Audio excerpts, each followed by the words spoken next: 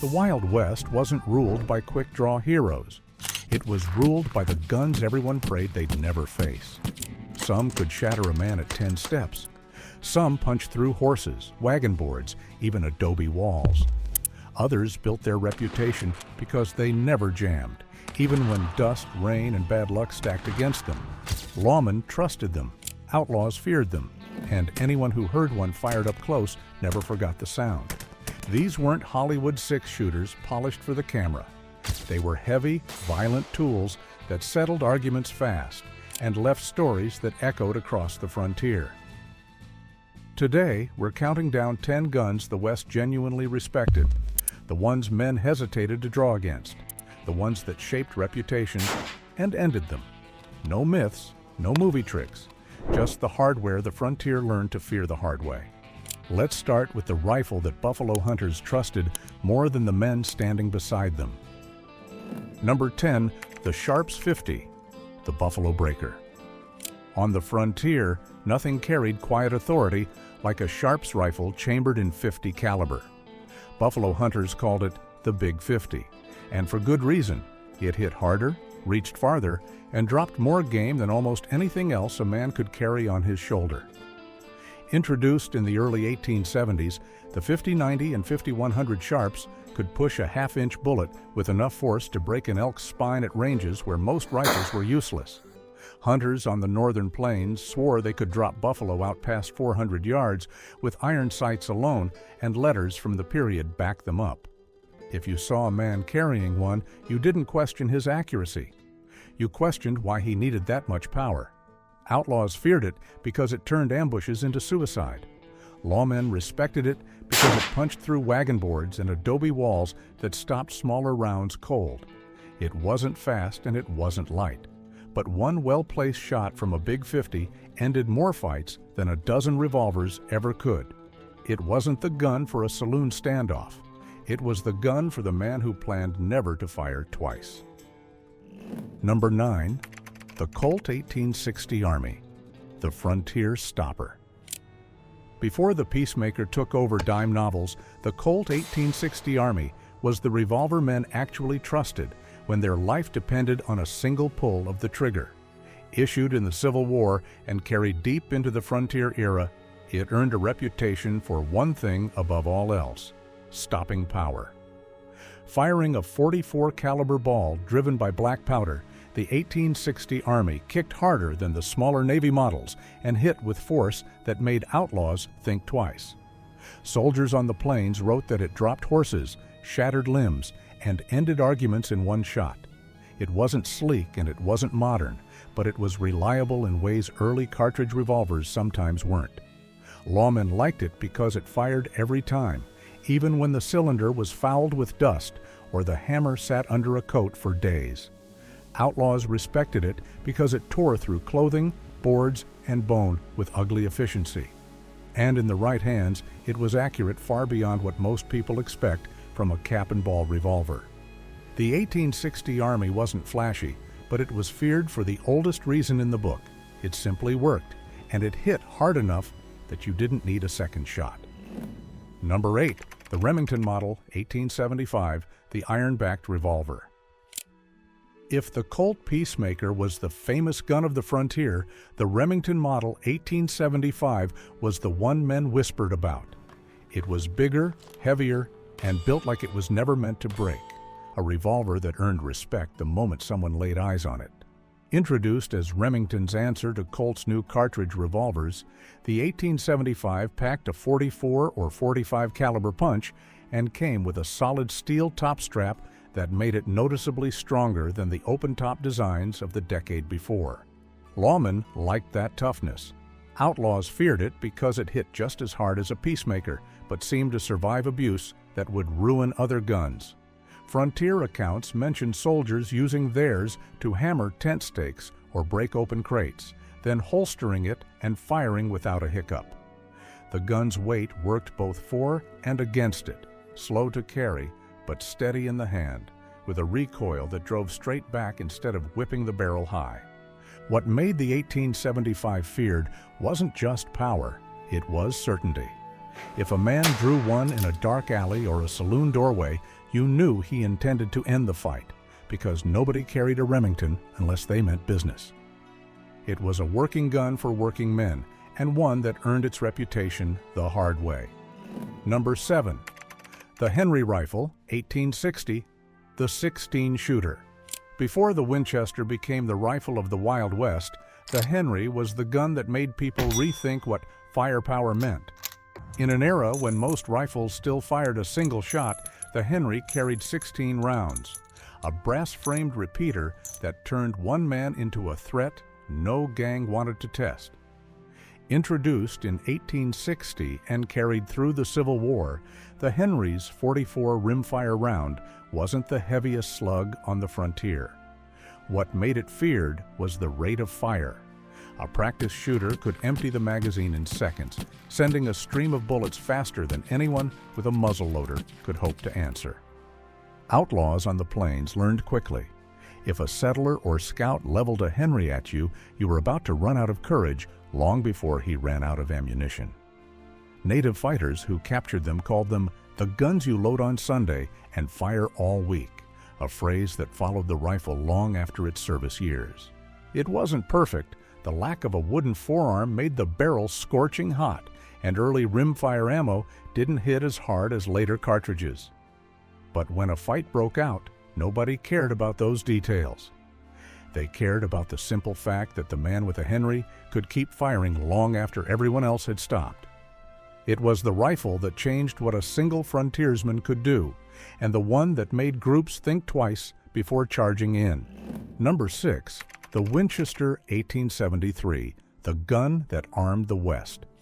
If one rifle earned a reputation that echoed across every frontier town, it was the Winchester 1873, the gun people meant when they talked about the gun that won the West. It wasn't the most powerful rifle on the plains, but it was the one men trusted when a bad situation was only seconds away from turning worse. Chambered most famously in .44-40, the same round many revolvers used, the 1873 gave a man something no other rifle of its time could match: speed, accuracy, and ammunition you could share across your belt. Cowboys liked it because it fired as fast as they could work the lever. Lawmen liked it because it was rugged, reliable, and deadly at the ranges most fights actually happened. Outlaws hated it for those same reasons. A posse armed with 73s could put out a wall of lead, and ranchers defending their homesteads knew that one man with a Winchester could hold off a small group long enough for help to arrive. It wasn't the heaviest hitter on the frontier. Rifles like the Sharps owned the long-range game. But the 73 was feared for something simpler. If someone pointed one at you, you weren't outrunning what came next. It made average men dangerous and dangerous men nearly unstoppable. Reliable, fast, and everywhere, the Winchester 1873 didn't just arm the West, it controlled it. Before we move on, I want to hear from you. If you were riding the frontier in the 1870s, which rifle would you trust more? The slow, heavy hitters or the fast repeaters? Tell me in the comments. I'm curious how you'd choose your firepower. Number 5. The Colt Lightning Rifle, the frontier's fastest pump. Most rifles in the West fired as fast as you could work a lever. The Colt Lightning fired as fast as you could pump your hand, and that alone made men take notice. Introduced in the 1880s, the Lightning was Colt's answer to the Winchester. Instead of a lever, it used a pump action system that let a shooter fire, cycle, and fire again with an almost uninterrupted rhythm. In the hands of someone who practiced, it could spit out 44 or 38 caliber rounds faster than anything short of a Henry or a full magazine Winchester. Outlaws didn't like facing it for one reason. It gave a rancher, guard, or deputy the ability to lay down a steady stream of fire while barely shifting his aim. Lawmen liked it because the recoil was gentle enough to stay locked on target and the action was smooth when kept clean. But that speed came with a catch. The Lightning was sensitive to dirt and rough handling. On the frontier, that gave it a reputation as a gun you respected and maintained religiously. Still, in a close-range fight where seconds mattered, the Lightning lived up to its name. It wasn't the most common rifle on the plains, but it was one of the few that could make an armed man rethink his next step. Number 4. The Smith & Wesson model 3 Schofield, the fast reload revolver. If there was one revolver that made outlaws nervous for reasons they couldn't always explain, it was the Smith & Wesson Schofield.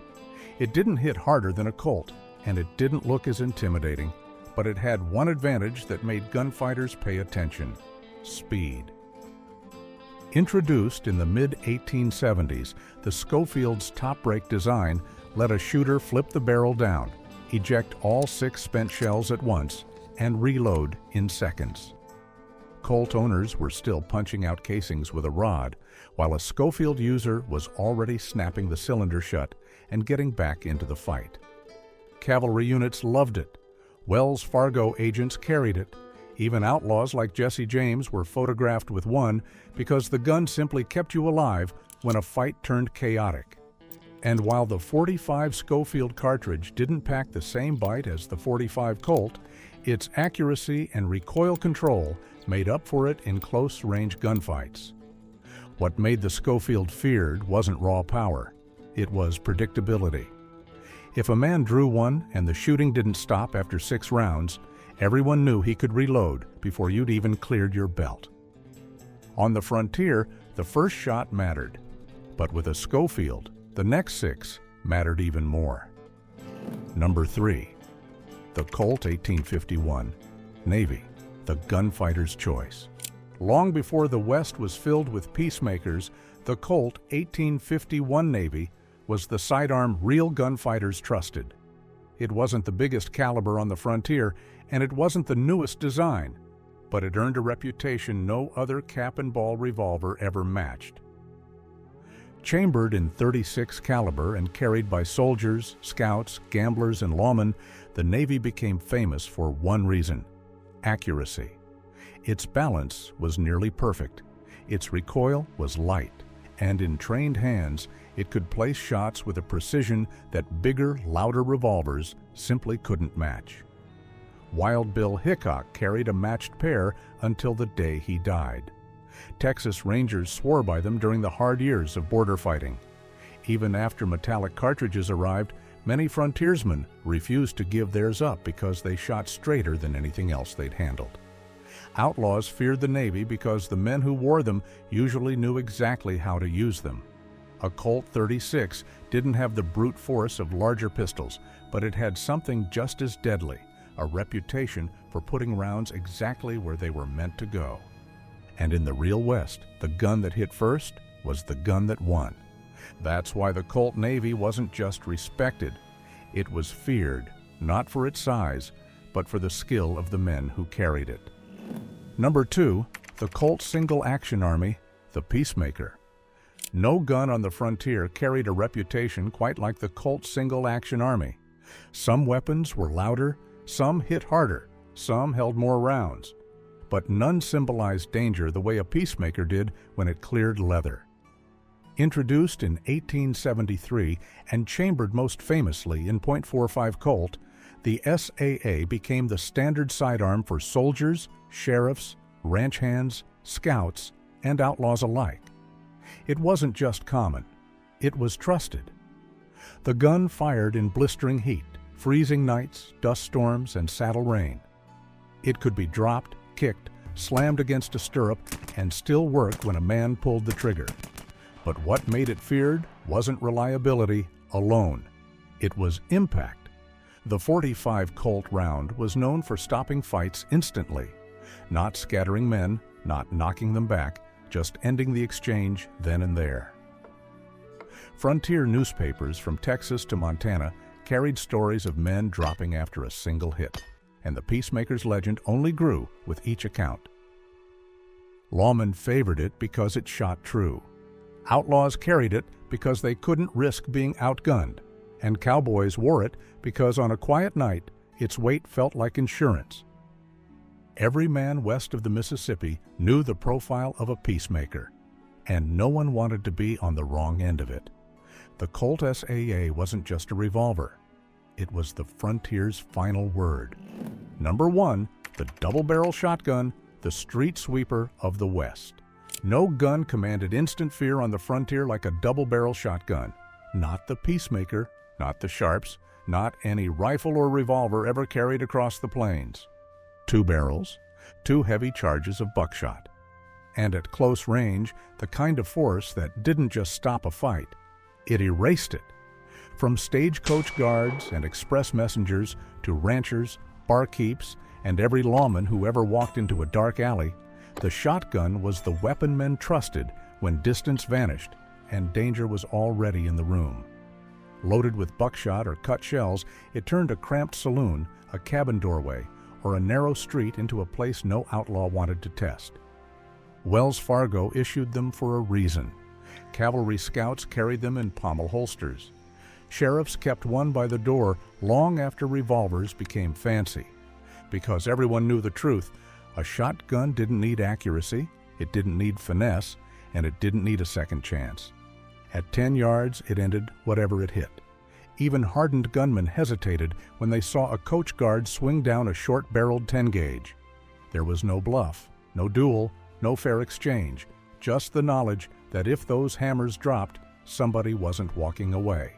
The double-barrel shotgun wasn't the most elegant weapon of the West, but it was the most feared, the last thing a man wanted pointed at him when trouble finally found his name.